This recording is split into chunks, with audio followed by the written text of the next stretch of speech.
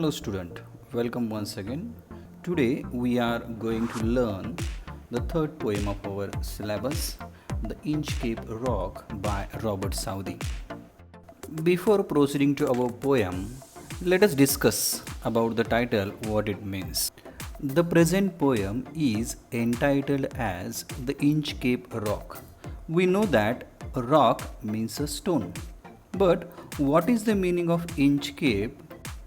Let us discuss it from the title point of view. The Inchcape Rock is a dangerous reef. Inchcape Rock हा एक धोकादायक दगड आहे.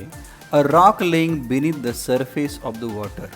हा धोकादायक असण्यामागचं कारण की हा दगडाचा पृष्ठभाग बराचसा पाण्याखाली असल्यामुळे बरेचशी जहाजं या दगडाचा अंदाज न आल्यामुळे त्या ठिकाणी दुर्घटनाग्रस्त व्हायची, म्हणून हा दगड अत्यंत धोकादायक होता. This dangerous rock off the east coast of Angus, Scotland, near the mouth of the river Tay. Tay नदीच्या तोंडाजवळ आणि स्कॉटलंडच्या एंगस या ठिकाणापासून पूर्वेकडील किनाऱ्यापर्यंत हा दगड त्या ठिकाणी पसरलेला होता. The rock would just stand for a few inches above the surface of the sea in a low tide. हा दगड ओहोटीच्या वेळेला पाण्याच्या वरती काही इंचच दिसायचा and be completely covered by sea in a high tide or when the sea was rough. आणि भरतीच्या वेळेला किंवा जेव्हा समुद्र खवळलेला असायचा अशा वेळेस तो दगड दिसणं हे जवळजवळ अशक्य होतं. म्हणूनच many ships had been wrecked by this Inchcape rock. यामुळं बरीचशी जहाजं या ठिकाणी येऊन अपघातग्रस्त व्हायची. when they mistakenly struck it when it was covered by sea. जेव्हा हा दगड पाण्याखाली असायचा आणि पाण्यातील त्या दगडाचा अंदाज न आल्यामुळं या ठिकाणी बऱ्याचशा दुर्घटना घडायच्या. The poem Inchcape Rock is a ballad, an old form of a poem or song narrating a story in a short stanza. Inchcape Rock हा एक पोवाडा आहे, जी जुन्या पद्धतीची कविता किंवा कथा सांगणारी एक लहान कविता आहे. The poem based on the most common theme of literature is conflict between good and evil. या कवितेचा मुख्य विषय इंग्रजी साहित्यामधला सर्वांना परिचित असणारा विषय म्हणजेच चांगुलपणा आणि वाईटपणा किंवा चांगले आणि वाईट याच्यामधील संघर्ष या कवितेमध्ये दाखवलेला आहे. म्हणजेच as you sow shall you reap. तुम्ही जे पेरता तेच उगवतं, अशा पद्धतीच्या थीमवरती आधारित ही कविता आहे. The present poem delineated same thing. In this poem, Sir Ralph the Rower represents evil forces and the monk abbot of Aberbrothock represents of a good forces. या कवितेमध्ये सर राल्फ द रोवर हा वाईट प्रवृत्तीचं प्रतिनिधित्व करतो. त्याच्याबरोबर विरुद्ध भिक्षू किंवा साधू असणारा ॲबरब्रोथोक हा चांगल्या गोष्टींचं प्रतिनिधित्व करताना दिसतो. म्हणजेच या कथेमधले हे दोन प्रमुख कॅरेक्टर आहेत. एक आहे गुड साईड रिप्रेझेंट करणारा ॲबॉट ऑफ ॲबरब्रोथोक आणि दुसरा आहे विलन, ज्याला म्हणता येईल sir Ralph the rover.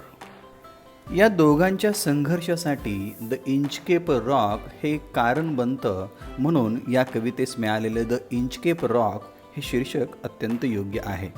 Late us know about the poet Robert Southey, his life and work. कवी रॉबर्ट साऊदीविषयी आपण थोडक्यात जाणून घेऊया. Robert Southey was born in Bristol, England. Robert Southey याचा जन्म इंग्लंडमधल्या ब्रिस्टल या ठिकाणी झाला. He is son of a draper, cloth wholesaler, was educated at Oxford. Robert Southey याचे वडील कपड्याचे व्यापारी होते आणि त्याचं शिक्षण ऑक्सफर्ड या ठिकाणी झालं. He was a poet laureate of England from 1830 to 1843. 1813 ते 1843 या दरम्यान रॉबर्ट साऊदी हा इंग्लंडमध्ये राजकवी होता. राजकवी म्हणजे आजपासून जवळजवळ 400 वर्षापासून इंग्लंडमध्ये राणी किंवा त्यांचा पंतप्रधान हा आपल्या राज्याचा एक सन्मानित असा राजकवी नेमला जातो, तसं रॉबर्ट साऊदी हा सुद्धा राजकवी म्हणून इंग्लंडच्या राजघराण्यामध्ये होता. A short poem like the scholar, the battle of Blenheim, bishop Hatto, the Inchcape rock etcetera are very popular with the school children. त्याच्या काही प्रसिद्ध काव्यसंग्रह हे लहान मुलांच्यात विशेषतः प्रचंड लोकप्रिय आहे. त्याच्यामध्ये the scholar, the battle of Blenheim, bishop Hatto आणि the Inchcape rock. The Inchcape rock is a ballad. Inchcape rock हा एक पोवाडा आहे. It's the story of the 14th century attempt by the abbot the Aberbrothock to install a warning bell on Inchcape, a notorious sandstone reef about 11 miles 18 kilometers off the east coast of Angus, Scotland, near Dundee and Fife, occupied by the Bell Rock Lighthouse. 14व्या शतकातील प्रसिद्ध संत ॲब्रोब्रोथक ॲबॉट याने Inchcape या अत्यंत धोकादायक अशा दगडावरती एक चेतावणी किंवा सूचना देणारी घंटा बसवली. या दगडाचा विस्तार हा जवळजवळ 11 मैल म्हणजे 18 किलोमीटर होता आणि हा दगड अपघात किंवा दुर्घटनेसाठी कुप्रसिद्ध होता, ज्याची लांबी डंडी आणि फिपे इथपर्यंत, अँगोसचा जो भाग आहे स्कॉटलंड पूर्वची किनारपट्टी इथपर्यंत पसरलेला होता. Southey was inspired by the legendary story of a pirate who remove the bell on the Inchcape rock placed by the abbot of Aberbrothok. Robert साऊदीला या कथेमधून प्रेरणा मिळाली, ज्या कथेमध्ये लुटारू हा ॲबॉट द ब्रोथोक यांनी लावलेली चेतावणी घंटा काढतो आणि स्वतःचा विनाश ओढून घेतो. या माध्यमातून त्यानं एक कविता लिहिली, ती म्हणजे Inchcape rock. The poem gives us a message. ही प्रस्तुत कविता आपल्याला संदेश देते that those who do wrong things will meet with the due punishment. जे लोक चुकीच्या गोष्टी करतात त्यांना त्या पद्धतीची शिक्षा मिळते, असा संदेश देणारी ही कविता आहे. याच्या खाली आपण एक नोट दिलेली आहे. Ballad means a song that tell a story. असं गीत जे आपल्याला कथा सांगते and it can be a dramatic, आणि ती नाट्य स्वरूपामध्ये असू शकते. प्रस्तुत कविता इंचकेप रॉक ही सुद्धा एक स्टोरी आणि नाटकीय स्वरूपामध्ये सांगितलेली एक कथा आहे. Ballads are usually narrative which means they tell a story. It comprises dramatic elements like beginning, rising action, climax, downfall and end.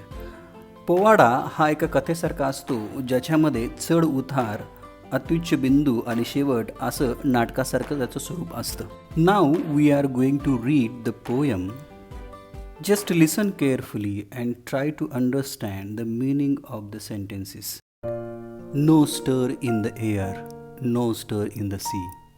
The ship was as still as she could be. Her sails from heaven received no motion. Her keel was steady in the ocean. Without either sign or sound of their shock, the waves flowed over the Inchcape rock. So little they rose, so little they fell. They didn't move the Inchcape bell. The abbot of Aberbrothock had placed that bell on the Inchcape rock. On a buoy in the storm it floated and swung, and over the waves its warning rung. When the rock was hid by the surge swell, the mariners heard the warning bell, and then they knew the perilous rock, and blessed the abbot of Aberbrothock. The sun in the heaven was shining gay. All things were joyful on that day. The seabirds screamed as they wheeled around, and there was a joyance in their sound. The boy of the Inchcape bell was seen, a darker speck on the ocean green. Sir Ralph the rower walked his deck, and he fixed his eye on the darker speck. He felt the cheering power of spring. It made him whistle, it made him sing. His heart was mirthful to excess, but the rower's mirth was wickedness. His eye was on the Inchcape float. Quoth he, my man, put out the boat, and row me the Inchcape rock, and I will plague the abbot of Aberbrothok. The boat is lowered, the boatmen row, and the Inchcape Rock they go. Sir Ralph bent over from the boat, and he cut the bell from the Inchcape float. Down sunk the bell with a gurgling sound, the bubbles rose and burst around. Quoth Sir Ralph, the next who comes to the rock, own to Blaise Abbot of Aberbrothok. Sir Ralph the rower sailed away, he scoured the seas from many a day, and now grown a rich with plundered store, he steer his course from Scotland's shore. So thick a haze overspread the sky, they cannot see the sun on high. The wind hath blow a gale all day, at evening it hath died away. On the deck the rower takes his stand, so dark it is they see no land. Quoth Sir Ralph, it will be lighter soon, for there is dawn of the rising moon. Canst hear, said one, the breakers roar, for methinks we should be near the shore, now where we are I cannot tell, but I wish I could hear the Inchcape bell. They hear no sound, the swell is strong, though the wind hath fallen, they drift along, till the vessel strikes with a shivering shock. O Christ, it is the Inchcape Rock. Sir Ralph the rower tore his hair, he cursed himself in his despair. The wave rush in every side, the ship is sinking beneath the tide, but even in his dying fear, one dreadful sound could the rower hear, a sound as if with the Inchcape bell the devil below was ringing his knell. Oh, so long, descriptive and dramatic poem by Robert Southey. नाट्यमय उत्कंठापूर्वक अशी ही Kavita ji Robert साऊदीने लिहिलेली आहे. Now we are going to discuss this poem line by line. Please see the first stanza. The very first stanza describe a calmness of the sea. No stir in the air, no stir in the sea.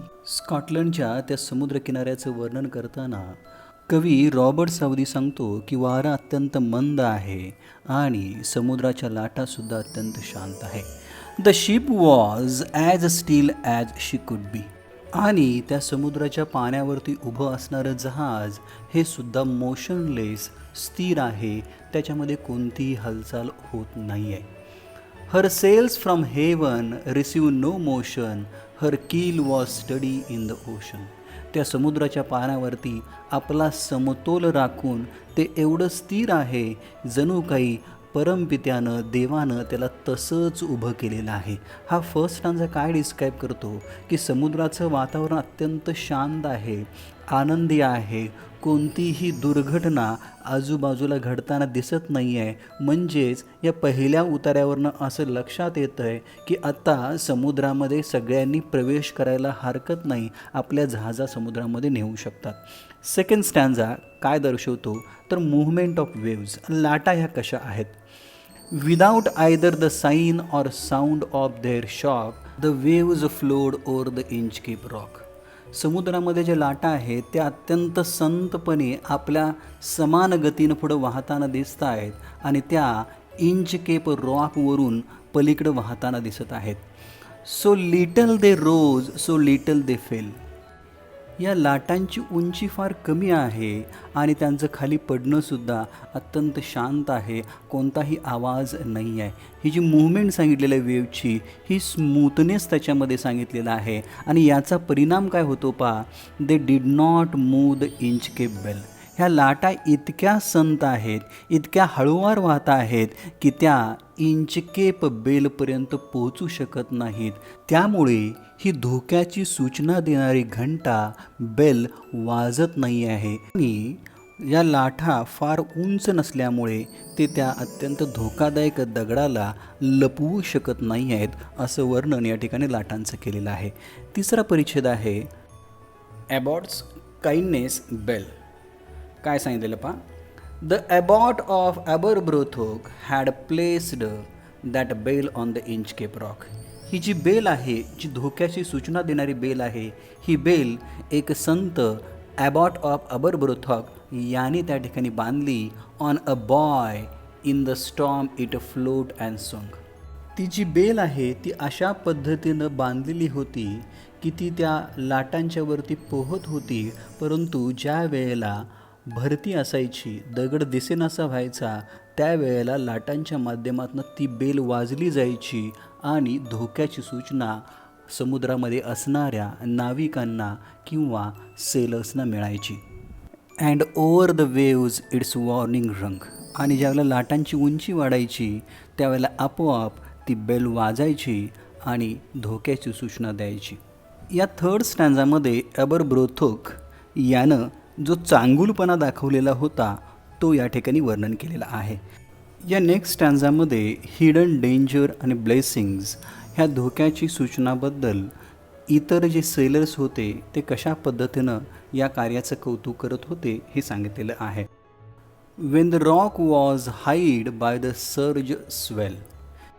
जहाजामध्ये प्रवास करत असताना नाविकांना हा दगड किंवा किनारा दिसायचा नाही जेव्हा समुद्राचं पाणी वाढलेलं असायचं. The mariners heard the warning bell. आणि त्यांना ज्या वेळेस धोक्याची सूचना देणारी बेल ऐकू यायची.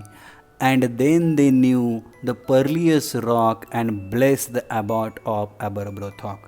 आणि त्यांना कळायचं की पुढे अत्यंत धोकादायक दगड आहे आणि या वेळेला आपले प्राण वाचले, जीव वाचला, म्हणून त्या साधूचं, संताचं किंवा भिक्षुकाचं, ॲबॉट ऑफ ॲबरब्रोथोकचे आभार मानायचे. पाचवा परिच्छेद काय सांगितलेलं पहा, गे ऑल क्रीचर्स अँड क्लायमॅट. सगळे पशुपक्षी अत्यंत आनंदी आहेत आणि वातावरणसुद्धा अत्यंत स्वच्छंदी आहे. The sun in heaven was shining gay. आकाश अत्यंत निरभ्र आहे आणि सूर्यसुद्धा अत्यंत आनंदी आहे. आता या ठिकाणी पर्सॉनिफिकेशन केलेलं आहे, कारण की सूर्य हा एक निर्जीव घटक आहे आणि तो आनंदी आहे असं दाखवलेलं आहे. All things were joyful on that day. The sea bird screamed as they wheeled round and there was joyance in their sound. कवी रॉबर्ट साऊदी सांगतो की त्या दिवशी सगळं वातावरण अत्यंत आनंदी होतं. ऑल थिंग्स, सगळेजण, मग जहाजावरील असणारे नाविक असेल, जहाजावरील बाकीचे सेलर्स असतील, आजूबाजूला पशुपक्षी असतील आणि समुद्राचं वातावरण हे अत्यंत आनंदी होतं. सी बर्ड्ससुद्धा अत्यंत आनंदाने ओरडत समुद्रावरून गोलगोल घिरट्या मारत होते आणि त्यांच्या आवाजामध्ये सुद्धा एक प्रकारचा जॉयन्स, आनंद दिसत होता, हॅपीनेस दिसत होता. प्लीज सी, पहिले 5 जे परिच्छेद आहेत या कवितेचे, त्याच्यामध्ये कवीचा मूड हा अत्यंत आनंदी आहे असं दाखवलेलं आहे, परंतु 6व्या परिच्छेदापासून या मूडमध्ये थोडंसं परिवर्तन येताना आपल्याला दिसतं, जेव्हा या कवितेमधला विलन लुटारू सर राल्फ द रोवर याची ओळख करून दिली जाते. 6th स्टँजा आहे pirate's introduction. The boy of the Inchcape Bell was seen a darker speck on the ocean green. Sir Ralph the Rover walked his deck and he fixed his eye on the darker speck. एके दिवशी sir Ralph the rover हा आपल्या जहाजाच्या डेकवरती, deck म्हणजे वरील पृष्ठभाग, gallery आपल्याला असं म्हणता येईल, या गॅलरीमध्ये उभा होता आणि त्याची नजर दूर अंतरावरती जो हिरवा समुद्र पसरलेला आहे त्यावरती ती तरंगणारी बेल त्याला एका काळ्या ठिपक्याप्रमाणे दिसत होती. त्यानं नजर त्या ठिपक्यावरती, डार्कर स्पेकवरती फिक्स्ड केलेली होती. आता या ठिकाणी फिक्स्ड याचा अर्थ केंद्रित करणे किंवा निश्चित करणे असं नाही आहे, तर या ठिकाणी फिक्स्ड आय म्हणजे मेक टार्गेट. त्यानं आपलं लक्ष निवडलेलं होतं आणि त्याचं लक्ष होता तो डार्क स्पॉट, आणि तो डार्क स्पॉट म्हणजे इंचकेप बेल. ती इंचकेप बेल त्याच्या नजरेमध्ये खुपत असताना दिसत होती, म्हणून त्याने ठरवलेलं होतं की या इंचकेप बेलबद्दल काहीतरी करायला हवं. या विचारातून, या प्रवृत्तीतून नेक्स्ट पॅरामध्ये सांगितलेलं आहे, rover's evilness, Ralph the rover होता त्याचा दुष्टपणा या परिच्छेदामध्ये आपल्याला दिसतो. Please see, he felt the cheering power of spring, it made him whistle and it made him Singh.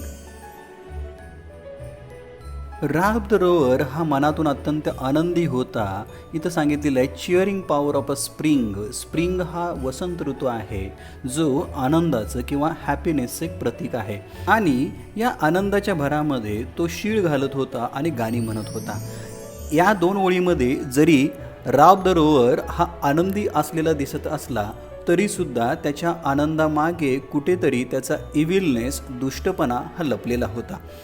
His heart was mirthful to excess, but the rover's mirth was wickedness. त्याला झालेला जो अपरिमित आनंद आहे तो अपरिमित आनंद शुद्ध भावाचा नव्हता. म्हणजे त्याच्या आनंदामागे काही चांगल्या गोष्टी नव्हत्या, तर त्याचं जे कारण होतं ते कारण अत्यंत दुष्टपणाचं होतं. त्याचं जे हसणं आहे ते अत्यंत राक्षसी होतं. त्याचा जो आसुरी आनंद आहे तो आसुरी आनंद याच्यामधनं दिसतो. त्यालाच विकेडनेस असं म्हणलेलं आहे. म्हणजे एखाद्याची वाईट गोष्ट करत असताना, नुकसान करत असताना जो माणसाला मिळणारा आनंद आहे त्यालाच आसुरी आनंद म्हणतात. राक्षसी प्रवृत्तीचं हसणं किंवा आनंद व्यक्त करणं. तसं रोवर याचा इव्हिलनेस या ठिकाणी आपल्याला दिसतो. त्याच्या आसुरी आनंदाचं कारण आपल्याला ह्या पुढच्या उतार्यामध्ये सापडतं. त्याला आपल्याला असं म्हणता येईल, इव्हिल डिझायर, वाईट इच्छा. His eye was on the Inchcape float. रोवरने आपली नजर इंचकेप या खडकावरील तरंगणाऱ्या त्या बेलकडे रोखली होती. Quoth he, my men, put out the boat and row me to the Inchcape Rock. त्यानं आपल्या सहकाऱ्यांना आज्ञा केली की बोट वळवून इंचकेप रॉकच्या दिशेने घेऊन जावी. आणि या ठिकाणी पुढं त्यानं आपलं इंटेन्शन जाहीर केलं. काय म्हणतो पाहतो, and I will plague the abbot of Aberbrothok. त्याने या ठिकाणी ॲबरब्रोथकचा दयाळूपणा नष्ट करण्याचा आपला हेतू आहे हे स्पष्ट करून सांगितले. आता ॲबरब्रोथकचा दयाळूपणा नष्ट करायचा म्हणजे ती इंचकेप रॉकवरती लावलेली बेल नष्ट करायला हवी असा त्याचा हेतू या ठिकाणी स्पष्ट दिसतो. पुढच्या लाईनमध्ये त्यानं आपला हेतू कसा साध्य केला हे सांगितलेलं आहे. Cut the bell or safety. Cut the safety. त्यानं ती बेल कापून टाकली. थोडक्यात आपली सुरक्षितताच त्यानं कापली. The boat is lowered, the boatman row and to the Inchcape Rock they go. त्या बोटमननं आपली जहाज दुसऱ्या दिशेला वळवली आणि ते इंचकेप रॉक जवळ जाऊन पोहोचले. Sir Ralph bent over from the boat. त्या नावेमधून तो त्या दगडाच्या दिशेने झुकला. He cut the bell. त्याने बेल कट केली. From the Inchcape float. त्या तरंगणाऱ्या इंचकेप फ्लोटमधून ती बेल त्यानं पटकन कट केली. आणि अशा पद्धतीनं त्यानं आपला जो उद्देश होता तो उद्देश खरा करून दाखवलेला आहे. Please see the next paragraph. Down sunk the bell with a gurgling sound, the bubbles rose and burst around. त्याने ती बेल कापताच घरघर असा आवाज करत ती पाण्याच्या खाली खोल गेली आणि पाण्याच्या पृष्ठभागावरती बुडबुडे निर्माण होत होते आणि ते एकाच वेळेला फुटत होते. Quoth sir Ralph, the next who comes to the Rock won't bless the abbot of Aberbrothok. Ralph the Rover या ठिकाणी म्हणतो की जे जहाज या दिशेने जाईल त्यांना चेतावणी बेल ऐकू येणार नाही, धोक्याची सूचना मिळणार नाही आणि ते जहाज या इंचकेप रॉकला धडकेल आणि जहाजावरील सगळीजण मरण पावतील. आणि अशा प्रकारे इथून पुढे कुणीही ॲबरब्रोथकचं कौतुक करणार नाही किंवा त्याच्या दयाळूपणाबद्दल आभार व्यक्त करणार नाही. Please see the next paragraph. Sir Ralph the rover sailed away, he scoured the seas for many a day. त्या बेलची दोरी कापल्यानंतर सर राल्फ रोवर तिथून दूर निघून गेला. बरेच दिवस तो समुद्रामध्ये दूर दूर अंतरापर्यंत जात होता. काय कारण होतं पहा. And now grown a rich with a plundered store, he steers his a course for Scotland shore. तो समुद्रामध्ये लांब लांब जाण्याचं कारण त्याला मौल्यवान वस्तूचा शोध घ्यायचा होता. बरेच दिवस त्यानं लुटलेल्या मौल्यवान वस्तूमुळं तो श्रीमंत झाला आणि एक दिवस तो स्कॉटलंडच्या किनाऱ्याकडं वळाला. म्हणजे या ठिकाणी तो समुद्रामध्ये कशासाठी जायचा, तर व्हॅल्युएबल ज्या गोष्टी असायच्या त्यांचा तो सर्च घ्यायचा आणि प्लंडर्ड म्हणजे लुटालूट करणे हा त्याचा व्यवसाय होता. यासाठी तो समुद्रामध्ये आत जायचा. So thick has overspread the sky, they cannot see the sun on high. स्कॉटलंडच्या दिशेने परत येत असताना अत्यंत दाट असं धुकं अवकाशामध्ये पसरलेलं होतं. त्यांना सूर्यसुद्धा दिसत नव्हता. थोडक्यात त्यांच्या प्रवासामध्ये हा एक अडथळा निर्माण झालेला होता. The wind hath blown a gale all day. वारासुद्धा अत्यंत वादळी वाहत होता. At evening it hath died away. मात्र संध्याकाळच्या वेळेला तो वारा थांबला. डाईड अवे, आता डाईड अवे याचा अर्थ वारा कधी मरत नाही आहे, पर्सॉनिफिकेशनचा वापर झालेला आहे. परंतु संध्याकाळच्या वेळेस वारा हा शांत झाला. अंधार पडलेला होता आणि पुढे ते प्रवास करत आहेत. प्लीसी काय म्हटलेलं आहे, on the deck the rover takes his stand, so dark it is they see no land. Sir Ralph आता बोटीच्या वरच्या बाजूला म्हणजे डेकवरती जाऊन उभा राहिला, तरीसुद्धा जवळपास त्याला कोणतीही जमीन दिसत नव्हती. एकदम अंधार पडलेला होता.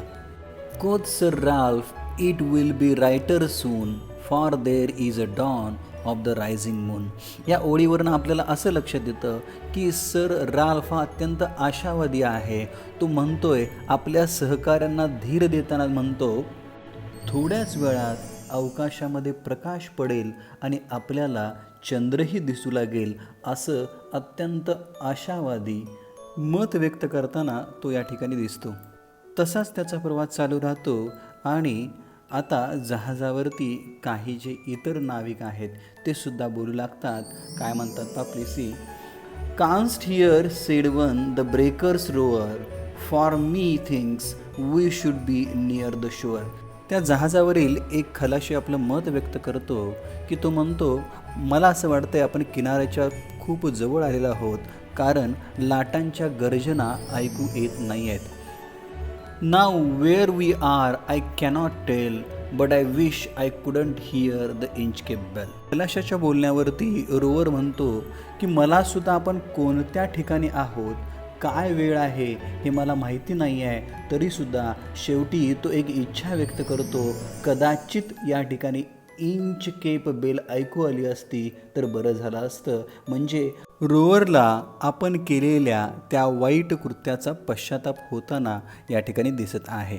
परंतु या गोष्टीचा आता काही उपयोग होणार नव्हता, कारण आता वेळ निघून गेलेली आहे. They hear no sound, the swell is strong, though the wind hath fallen they drift along.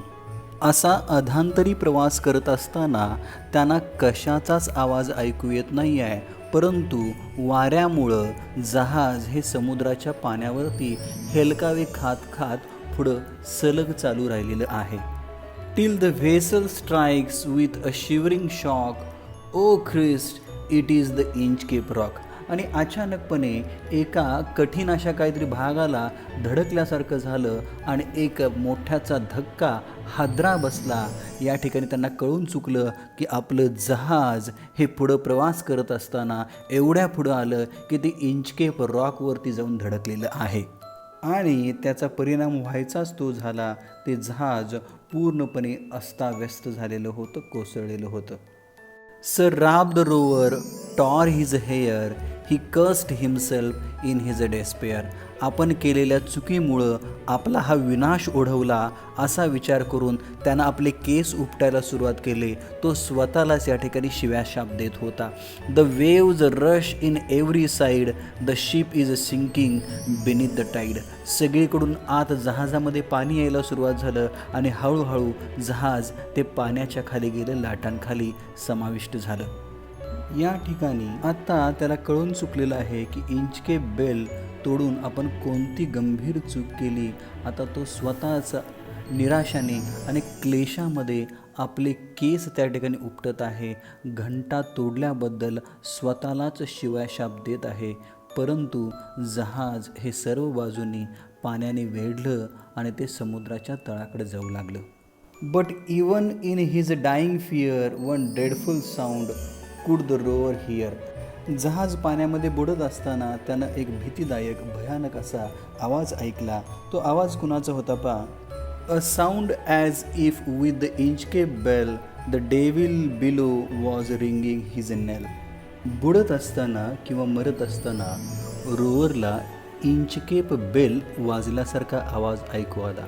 हा आवाज दुसऱ्या तिसऱ्या कुणाचा नव्हता, तर साक्षात पाण्याखाली ती एक मृत्यूची घंटा होती. त्याचा मृत्यू आता निश्चित होता. This was a final call. हा एक अंतिम इशारा, अंतिम बोलावणं, अंतिम घंटा होती. आपल्याला या कवितेवरून काय सांगता येईल की निसर्गामध्ये अशी सोय आहे की केलेल्या चुकांच्या बद्दल त्वरित त्याला परतफेड केली जाते.